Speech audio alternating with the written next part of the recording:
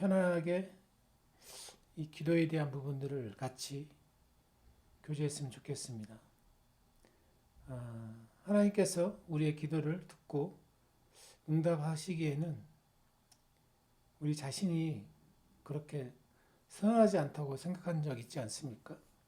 조순 목사님께서 구약에서 나오는 그 대제사장에 대해서 설명하는 것을 들으면서 하나님께서는 그 우리의 간구에 응답하기 위해서 우리가 완전히 완벽할 필요도 없고 또 유창한 기도의 말도 필요 없다고 말씀하셨습니다. 즉 중심에서 우러나오는 거짓 없는 기도를 들으신다는 얘기죠. 그래서 두려움이나 정죄감 없이 하나님 앞에 있는 그대로 나아갈 수 있다면 참 좋겠죠. 그러나 사단은 우리 상황과 환경을 통해서 담대하게 하나님 앞에 나가는 것들을 막고 있습니다. 그리스도 안에서 우리의 정체성으로 바르게 우리 자신이 세워졌다면 정직하고 열린 마음으로 우리는 기도할 수 있습니다. 오늘 본문에서 예수님의 이름으로 기도한다는 것의 의미를 이해하고 또 그에 따른 응답들을 우리 삶 속에서 경험하기를 원한다고 말씀하셨죠. 그래서 충만한 확신을 가지고 하나님의 임재 안으로 들어가 우리의 기도가 하늘의 보좌까지 이른다는 것을 인식할 때 우리가 담대하게 기도하지 못하는 부분이 있다면 그 부분을 들춰 빛 가운데 드러내서 우리가 하나님 앞에 떳떳하게 자녀로서 기도하기를 원합니다. 사실 우리가 이 은혜의 말씀을 들을 때마다 하나님께서 우리 삶에 그 감동을 주신 것을 기대할 수가 있습니다. 늘 은혜의 말씀을 사모하고 계신 분들이 많이 있죠. 그래서 그 은혜의 말씀은 이 땅에서 섞이지 않는 정말 심플하면서도 하나님의 마음을 그대로 우리가 받을 수 있기 때문에 참 좋은 것 같습니다. 또 지식의 말씀의 은사를 통해서 그 모임 가운데 하나님께서 보여주시는 예언적인 말씀이나 또 그림을 통해서 영적 그림을 통해서 치유 사역을 하시는 것을 요즘 싱가포르에서 또 보게 됩니다. 이 하나님의 말씀이 선포되어질 때 하나님께서는 이미 우리를 구원하시고 또 치유하시고 우리를 회복시키고 있는 좀 사역 중에 있는 것을 잘 알고 있습니다. 깨어있는 분들은. 그래서 우리가 은혜의 말씀을 듣고 또 예배를 드릴 때 사실 하나님께서 우리를 대신해서 우리의 전쟁을 치러주시는 그런 모습을 우리가 성숙하면 볼 수가 있습니다. 가정에서도 영적 전쟁이 있고 일터에서 또 영적 전쟁이 있습니다. 사실 그 영적 전쟁 뒤에는 하나님께서 우리의 배후에 계시고 그 문제를 또 주장하고 계시는 것을 우리가 인정하고 내어드릴 때 그 상황이 잠잠히 해결되는 것을 볼 수가 있습니다. 이사야 40장 4절 말씀, 골짜기마다 도도지어지며 산마다 언덕마다 낮아지며 고르지 아니한 곳이 평탄하게 되며 험한 곳이 평지가 될 것이요. 이 말씀은 세례 요한이 예수님의 이 처음 오심을 준비하면서 인용한 누가복음 3장 5절에 있는 말씀인데 참 이 은혜의 복음이 들어가면서 이 평탄하게 되어지고 험한 환경들과 상황들이 하나둘씩 빛으로 드러나면서 정리되어지는 것들을 보게 됩니다. 물론 시간은 걸립니다. 이 하나님 나라의 원리에서 순식간에 되어지는 것은 많지 않습니다. 대부분이 이 농작물 비유로 해서 이 성장의 과정을 겪는 것이 정상적인 그 하나님 나라의 절차인 것을 보게 됩니다. 이 예수님의 재림 전에 이 세례 요한의 이 소리, 광야에서 외치는 이 소리가 있었는데 사람들의 이 교만한 마음을 무너뜨리고 고통받는 자들을 또 일으켜 세우는 사역을 했죠. 그 세례 요한의 뜻은 하나님의 은혜라는 요한나의 뜻이 있습니다. 오직 은혜의 소리만이 예수님의 다시 오심을 준비하실 것입니다. 그래서 세례 요한은 예수님의 오심을 증거했죠. 예수님의 재림 전 우리는 휴거될 것입니다. 휴거받은 사람들이 성경에 나오죠. 바로 에녹이고 창세기 5장 24절에 휴거는 세상에 심판이 임하기 전 믿지 않는 자들을 위해서 하나님이 내리는 심판이죠.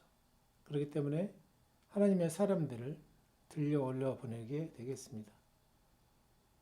이 데살로니가전서 5장 9절에서 하나님께서는 우리에게 진노를 예정하지 않으셨다고 말하고 있습니다. 우리는 주의 은혜의 해를 살고 있습니다. 보복의 해나 심판의 날을 살고 있지 않습니다. 보복의 해가 임하기 전 우리는 공중으로 휴거될 것입니다. 우리는 아직 주의 은혜의 해를 지금 살고 있습니다.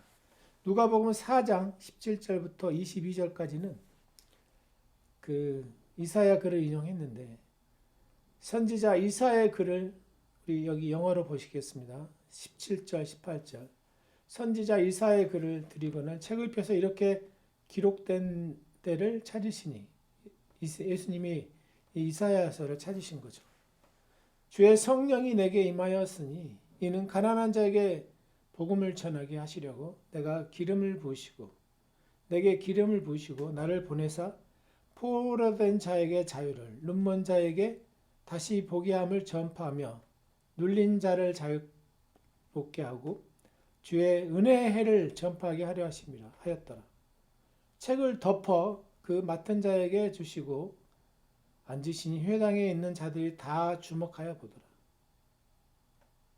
이에 예수께서 그들에게 말씀하시되 이 글이 오늘 너희에게 응하였느냐 하시니 그들이 다 그를 조롱하고 그 입으로 나오는 바 은혜로운 말을 놀랍게 여겨 이르되 이 사람이 요셉의 아들이 아니냐. 예수님께서 이사야 6장 1절 말씀을 인용하셨습니다. 주께 받아들여지는 해. 이 받아진다. 이 히브리어로 라존. 그때는 호의를 입은 이란 뜻이 있네요. 예수님께서 은혜의 말씀을 하셨습니다. 은혜는 언제나 주고 언제나 또 전해주고 언제나 공급해 줍니다. 반면 율법은 언제나 요구합니다. 항상 이 말씀을 많이 하시죠. 은혜 아래 있으면 하나님께서는 언제나 당신의 모든 필요에 공급하신다는 것을 인식하게 되죠. 율법은 예수님에 의해 성취되어졌기에 오늘날 우리는 더 이상 율법 아래 있지 않고 은혜 아래 있게 됐습니다.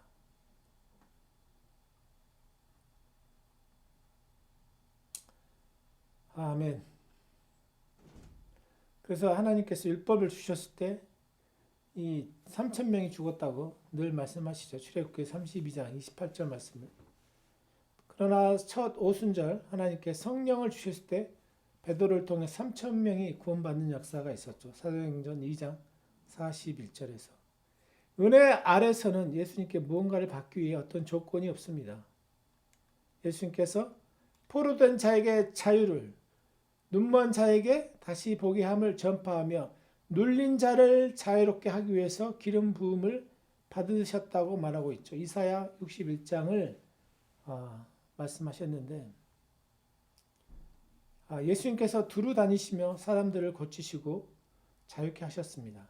예수님으로부터 받은 사람들은 명백한 죄인들이고 사회적으로 하층계 사람들이었습니다. 그러나 예수님께서는 마치 사람들의 죄는 보지 않으시는 것처럼 보였습니다.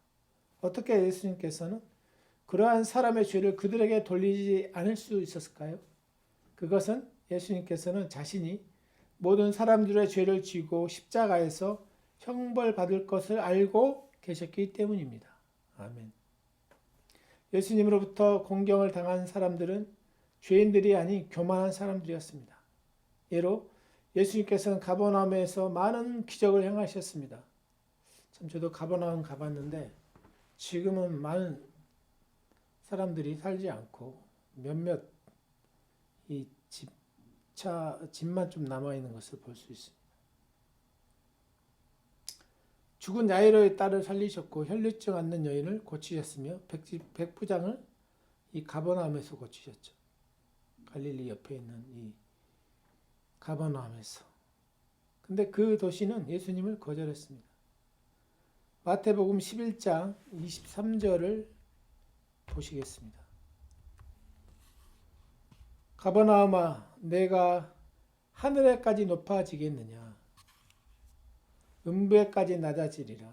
내가 행한 모든 권능을 소돔에서 행하였더라면 그 성이 오늘날까지 있으리라. 참 이 가버나움이 예수님을 받아들이지 않으므로 이런 모습을 보게 되네요.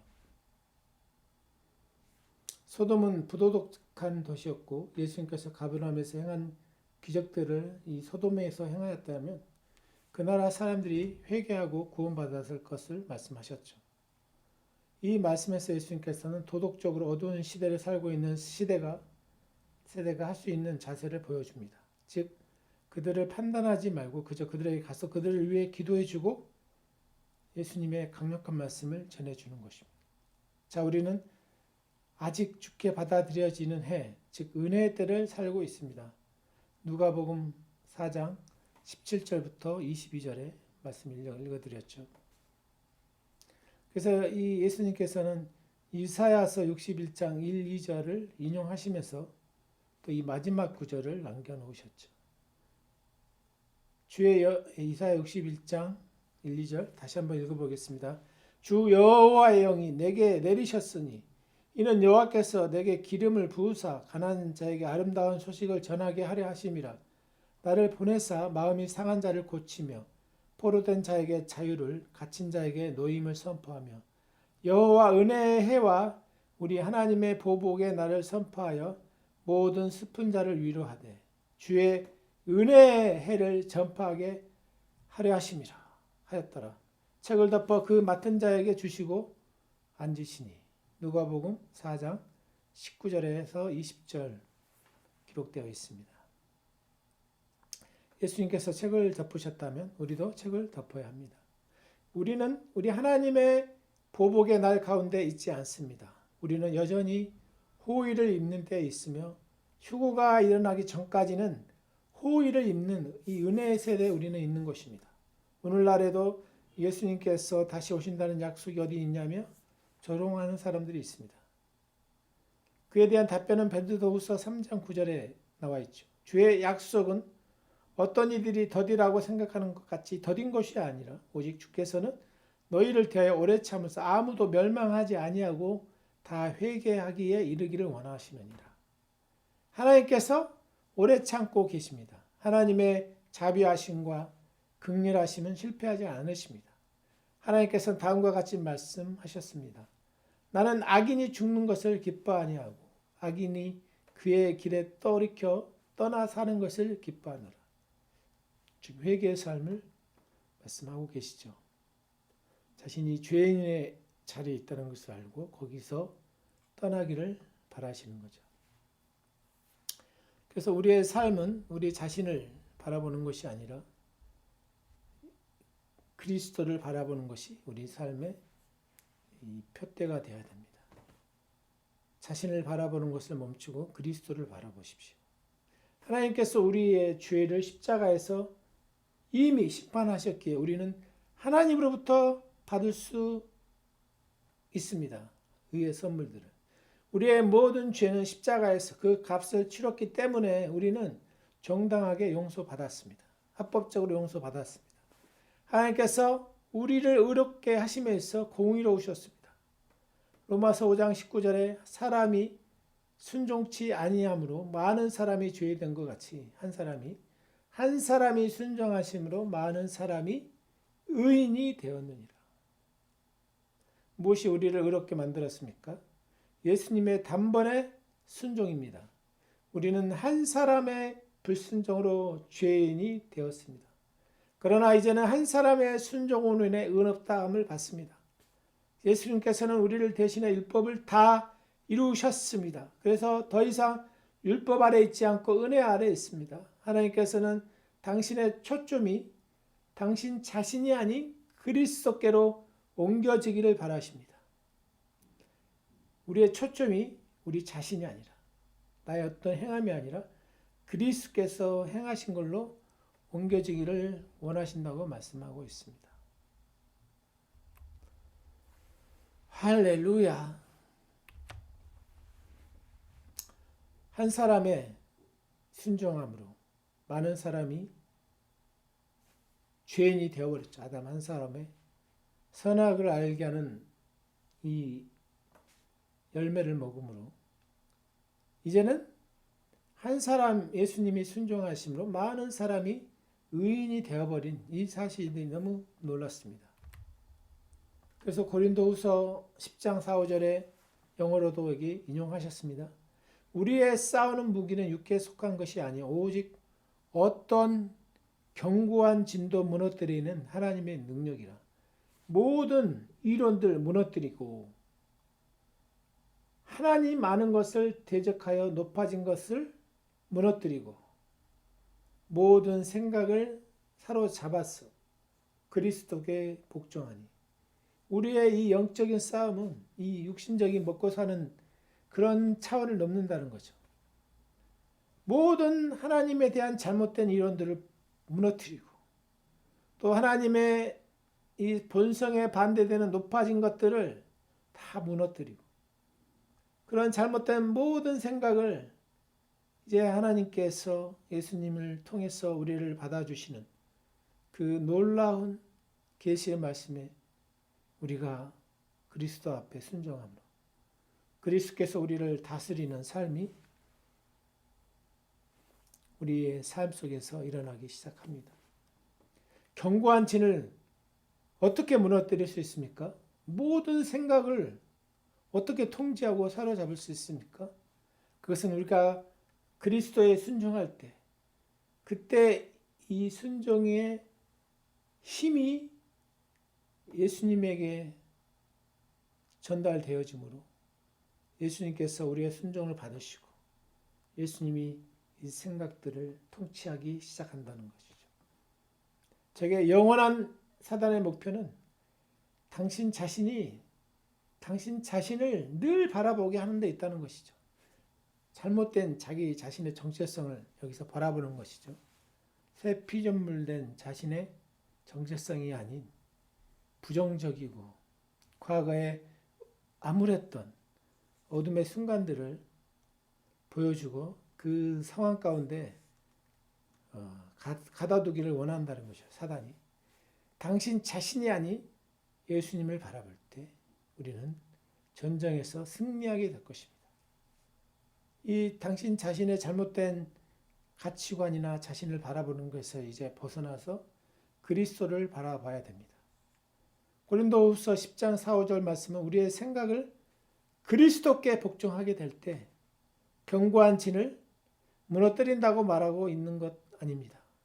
이 구절은 우리의 생각을 그리스도의 순종에 맞추라고 말하고 있는 것입니다. 단지 우리가 그리스도께 순종하게 할 때 견고한 진이 무너지는 게 아니라 우리의 모든 생각을 그리스도의 순종에 맞추라고 이 초점을 말하고 있는데 즉 우리의 생각을 우리를 의롭게 하신 예수님의 순종에 맞추는 것을 말하는 것이죠. 내가 순종했기 때문에 예수님이 해야 돼 이런 개념보다는 내 자발적인 예수님의 주권을 내어드리는 주님의 이 앞서 일하심과 예수님의 그 아버지 앞에 순종했던 그 순종에 우리가 맞출 때 오늘날 우리는 예수님의 순종을 믿는 것이 되겠죠. 나의 순종보다 예수님의 순종이 먼저라는 것이죠. 언제나 바른 믿음이 바른 삶으로 우리를 인도해 가십니다. 조세 목사님 한 남자의 형제의 간증을 들렸는데 그 형제는 단순하게 예수님을 바라보고 예수님의 의를 믿은 후 그의 부부 생활과 가정이 회복됐다는 것을 경험했다고 또 간증문을 올렸습니다. 우리 자신을 바라볼 때는 우리의 불완전함을 보게 됩니다. 긍정적인 자신의 이미지보다. 그러나 예수님을 바라볼 때 우리는 그리스도 안에서 완전한 우리를 깨닫게 되고 그 시선으로 우리를 바라봐야 되는 거죠. 하나님의 사랑받는 자로서 나를 바라봐야 됩니다. 골로새서 2장 9절 10절 영어로 같이 인용을 하셨습니다. 9절 그 안에는 신성의 모든 충만이 육체로 거하시고 너희도 그 안에서 충만하여졌으니 그는 모든 통치자와 권세의 머리시라. 아멘. 또 빌립보서 3장 9, 10절 그 안에서 발견되려 함이니 be found in him 그 안에서 발견된다. 예수님 안에서 참된 나를 본다는 거죠. 내가 가진 의는 이 율법에서 난 의가 아니고 오직 그리스도를 내 안에 계신 그리스도를 믿음으로 말미암는 의라고 말씀하고 있죠. 이것은 하나님께로 난 의라고 말씀하고 계시고 내가 그리스도와 그의 부활의 권능과 그의 고난에 참여함을 알고자 하여 그의 죽으심을 본받아. 바울은 이제 그리스도와 그 부활의 권능에 또한 그 고난에 참여함을 자랑스럽게 여기고 그분의 죽으심을 본받자 따라갔습니다. 얼마나 아름다운 모습입니까? 감히 믿음이 없이는 우리는 이런 고백을 할 수 없겠죠. 세 번째, 우리의 대제사장 되신 예수님께서 하나님 앞에서 우리를 대표하십니다. 우리 자체로는 완벽하지 않습니다. 그러나 우리는 그리스도 안에 있습니다. 이제 예수님께서는 하나님 앞에서 우리를 대표하시는 우리의 대제사장님이십니다. 히브리서 4장 14절에 나오죠. 구약에서 이스라엘 대제사장은 하나님의 나라를 대표했습니다. 백성들이 얼마나 선한지는 중요하지 않았습니다. 하나님 앞에서. 오직 대제사장이 얼마나 선한지 중요했습니다. 그래서 대제사장이 가는 곳은 나라가 가는 것과 같았습니다. 대제사장이 선지자는 아닙니다. 선지자는 백성들을 향하여 하나님을 대신합니다. 하나님을 대신해서 선지자는 말씀한 사람이고 반면에 이 대제사장은 하나님을 향하여 백성을 대표하죠. 이 대제사장. 하나님을 대표하는 게 선지자라면 이 우리 인간 유대인들의 그 당시에는 대제사장은 유대인들을 대표했죠. 이제는 우리 모든 인류의 대표자는 예수님이십니다. 예수님께서 우리를 대신해 하나님 앞에 계십니다. 히브리서 9장 24절 인용했습니다. 그리스도께서는 참 것의 그림자인 손으로 만든 성도에 들어가지 아니하시고 바로 그 하늘에 들어가서 이제 우리를 위하여 하나님 앞에 나타나시고 우리를 위하여 하나님 앞에 나타나시고 포유스 지금 예수님께서는 하나님 우편에 앉으셔서 우리를 대신해서 하나님 앞에 계십니다. 아멘. 우리를 대표하신 대제사장 예수님께서는 하나님의 아들이어서 하나님 우편에 앉으신 것이 아닙니다. 예수님께서는 사람으로서 그리고 우리의 대제사장으로서 우리의 죄를 완전히 깨끗게 하시는 사역을 완전히 끝내셨기 때문에 그 자리에 앉으신 것입니다. 히브리서 1장 3절 죄를 정결케 하는 일을 하시고 높은 곳에 계신 지극히 크신 이의 우편에 앉으셨느니라. 우리의 죄가 처리되지 않았다면 예수님께서는 결코 그 자리에 앉으실 수 없었습니다. 예수님께서는 우리의 죄를 깨끗게 하신 사람으로 그 자리에 앉으셨습니다. 구약에서 대제사장은 언제나 서 있었습니다. 그 나라 백성을 위해 속죄하는 그들의 임무가 완전히 끝내어지지 않았기 때문에 구약의 대제사장은 언제나 서 있었죠. 앉을 시간이 없었죠. 네 번째로 하나님께서 당신의 생각은 예수님의 생각만큼 거룩하게 보십니다. 이 말씀에서 대제사장의 옷을 입으신 이 매튜 목사님을 무대에 초청했는데 이스라엘 대제사장의 외모, 외적으로 걸친 모든 것은 사실 예수님의 내적인 성품을 상징적으로 보여준다고 합니다. 출애굽기 28장 36, 38절에 나와 있는데 여기서도 인용했습니다. 너는 또 순금으로 패를 만들어 도장을 새기는 법으로 그 위에 새기되 여호와께 성결이라 하고 그때 그 패를 청색 끈으로 관 위에 매되 곧 관 전면에 있게 하라. 이 패를 아론의 이마에 두어 그가 이스라엘 자손에 거룩하게 드리는 성물과 관련된 죄척을 담당하게 하라. 그 패가 아론의 이마에 늘 있으므로 그 성물을 여호와께 받으시게 되리라. 우리는 이 말씀, 또 이 그림을 잘 봐야 됩니다. 우리의 모습과 우리의 어떤 것을 보는 것이 아니라 이 구약에 드려졌던 이 대제사장의 옷을 통해서 예수님의 어떠함을 알 수 있을 뿐만 아니라 우리가 예수님과의 깊이 연관되어 있기 때문에 너무나 중요합니다. 아론은 이스라엘의 첫째 대제사장이었습니다. 그는 거룩한 모자를 착용했습니다. 그 모자 이마 부분에 금으로 된 패가 있었습니다. 이름패. 그 금으로 된 이 이름표에는 여호와께 성결이라는 글이 새겨져 있습니다. 이것은 오늘날 예수님의 거룩한 생각을 상징합니다.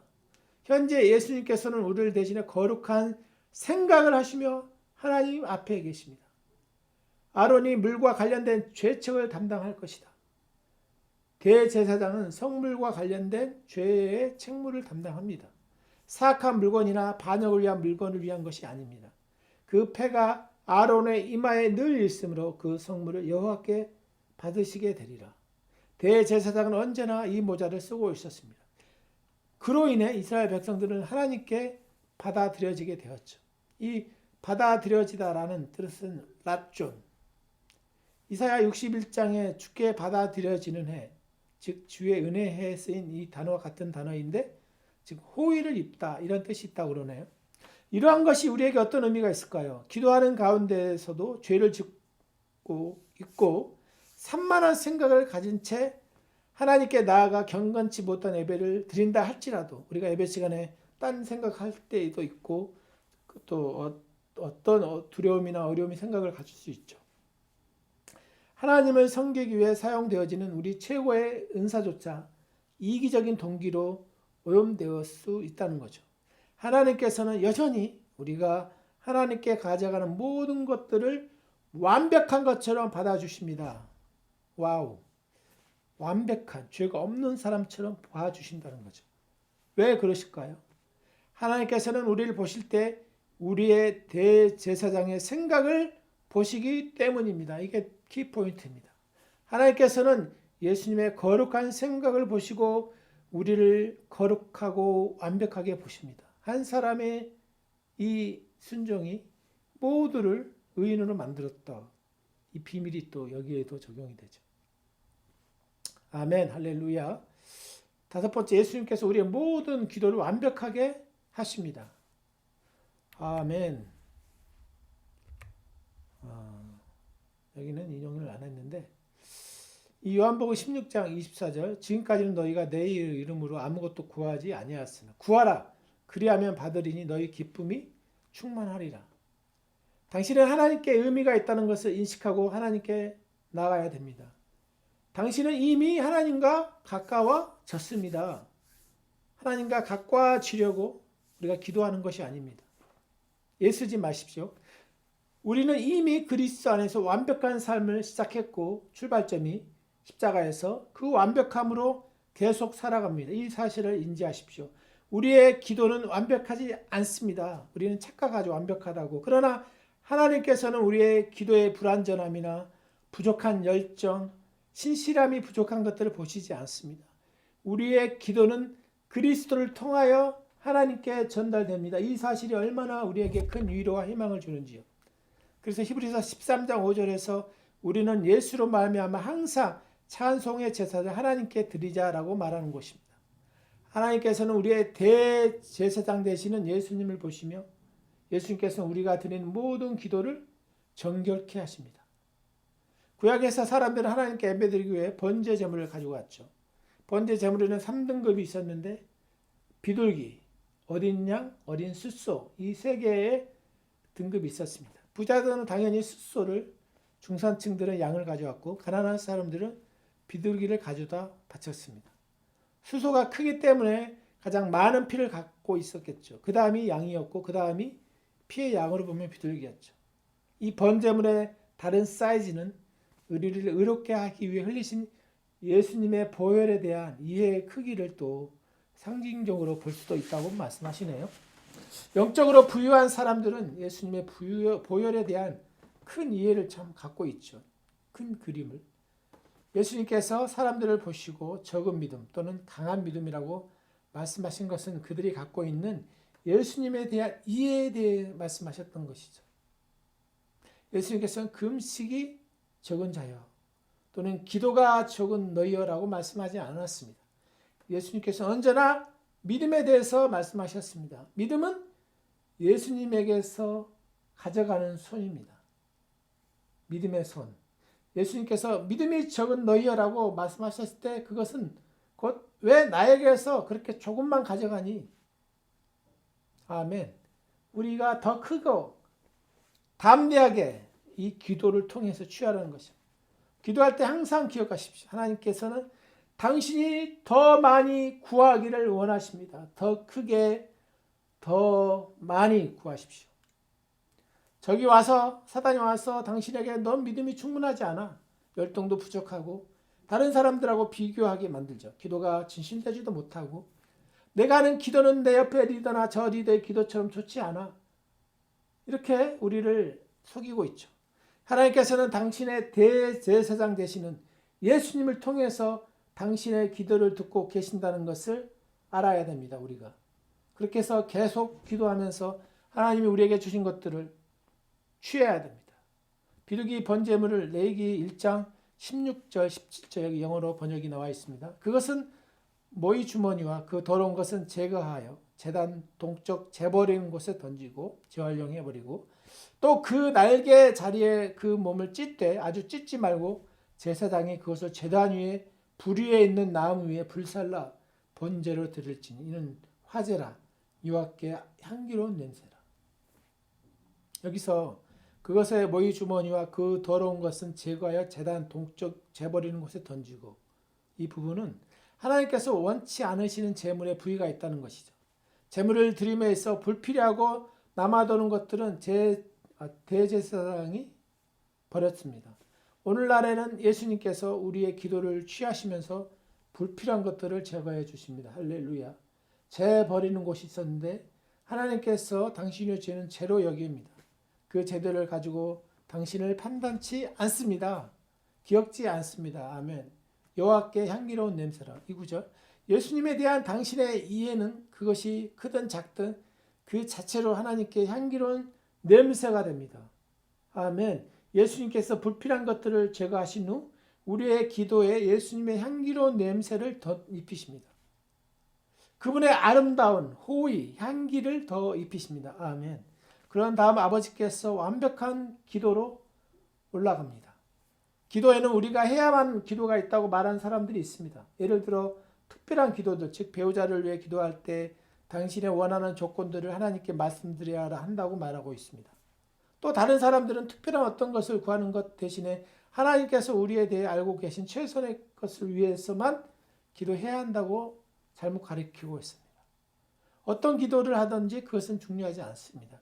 우리의 기도는 우선 예수님에게 전해지고 1차로 예수님께 합당하지 않는 기도는 제하여 버리시고 좋은 것들로 더 입히신다는 것이죠. 이 부분이 또 새롭습니다.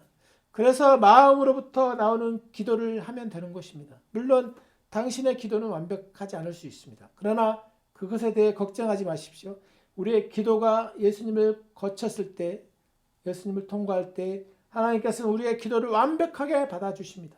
같은 원리로 우리는 죄책감 없이 자유롭게 섬길 수도 있습니다. 설령 우리의 섬김이 육신적이고 자신을 높이고자 하고 이기적이고 또 자신에게 초점이 맞췄다 할지라도 그래서 계속 섬기십시오.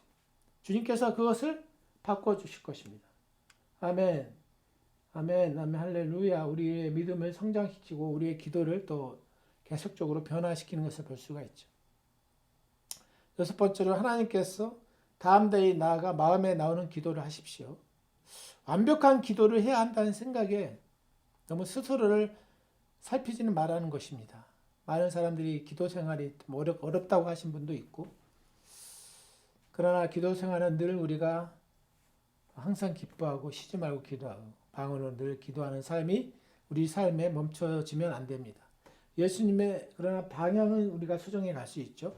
예수님의 이름으로 기도했다면 당신의 기도는 예수님께서 기도한 것으로 되어진다는 것을 인식하고 안식하십시오. 예수님께서 하나님께 당신을 대신해 기도하기 때문입니다. 예수님께서 여호와께 성결이라는 이 패가 달린 거룩한 이마에 이 여호와의 성결이란 모자를 쓰고 계신 한 우리는 하나님께 받아들여집니다. 그래서 담대하게 하나님 앞에 나아가 마음에서 나오는 기도를 자유롭게 하고 또 자유롭게 예배하고 자유롭게 섬길 수 있습니다. 기도하거나 예배할 때 또는 섬길 때 안 좋은 생각이 특히 들 때 천국에서 예수님께서 당신을 대신해 그러한 것들을 하고 계신다는 것을 생각하십시오.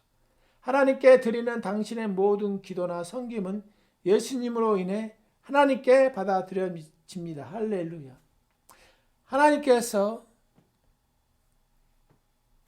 예수님께서 아버지 우편에 앉으자 하나님께서는 성령님을 보내주셨죠. 사도행전 2장 23절에 이스라엘 백성이 오랜 세월 우상을 섬김으로 성령께서 그 백성들을 떠나실 때 성령께서는 천천히 마치 떠나기 싫지만 어쩔 수 없이 떠나야 되는 시간을 끄면서 떠나셨습니다.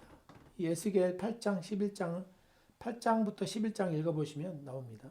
그러나 오순절날 성령께 오셨을 때 너무 기뻐서 너무 빠르게 바람처럼 급하고 강력하게 오셨습니다. 할렐루야. 사도행전 2장 1절부터 4절에 나오죠. 성령님 어떤 일을 위해 우리에게 기름 부으시고 그런 후 떠나시러 오는 것이 아닙니다. 성령께서 우리 안에 영원한 거처를 삼기 위해 오셨습니다. 이 사실을 알 때 우리는 하나님의 영광을 위해 살게 될 것입니다. 인식할 때, 성령님을 인식할 때, 내 안에 계신 성령님이 얼마나 인격적인 분인지 알아갈 때, 우리의 몸이 하나님의 성전이라는 것을 생각하면 비록 어려운 가운데 있다 할지라도 우리는 일어나게 되어 있습니다. 어떤 선택들을 하게 될 것입니다. 그러나 성령께서 여러분의 문제 가운데 여러분에게 힘을 주심으로 여러분은 반드시 일어날 수 있을 것입니다. 정말 놀랍네요. 정리해보면 우리의 모든 기도가 부정적인 생각과 부정적인 환경 가운데 들어진다 할지라도 예수님을 통해서 걸러지기 때문에 마치 이 엔진, 자동차나 비행기나 이런 연료나 오일 계통에 필터링이 있는 것처럼 그런 모든 것을 걸러서 올라간다는 거죠. 우리의 진심. 아멘. 할렐루야. 그렇기 때문에 여러분 담대하게 하나님 앞에 나가서 여러분의 믿음의 선을 숫소, 어린 양, 비둘기, 이 예수님에 대한 피의 양이 다르듯이 제물의 양이 다르듯이 여러분들이 예수님의 피나 성찬에 대한 크기와 계시가 다를 것입니다. 여러분의 용량이 넓어지고 여러분의 기도 생활을 통해서 우리가 하늘로부터 부어지는 은혜의 단비를 늘 취하기를 주님의 이름으로 축복합니다. 마침 기도하고 마치겠습니다. 하나님께서 아브라함의 축복과 신명기 28장의 축복으로 당신을 축복하십니다. 잠을 잘 잘 수 있도록 축복도 주십니다. 하나님께서는 하나님의 얼굴을 당신을 향해 비추고 이번 한 주도 당신에게 호의를 베풀어 주실 것입니다. 당신이 어디를 가든지 하나님의 초자연적인 호의를 있게 될 것입니다. 기회의 문들이 당신에게 열리게 될 것입니다. 당신이 손대는 것 무엇이든지 당신의 실수조차도 형통케 될 것입니다. 하나님이 함께 하심으로 하나님께서는 그 얼굴을 당신과 당신이 사랑하는 사람들을 향해 드사 놀라운 샬롬과 평안을 주십니다. 예수님의 이름으로 기도합니다. 아멘.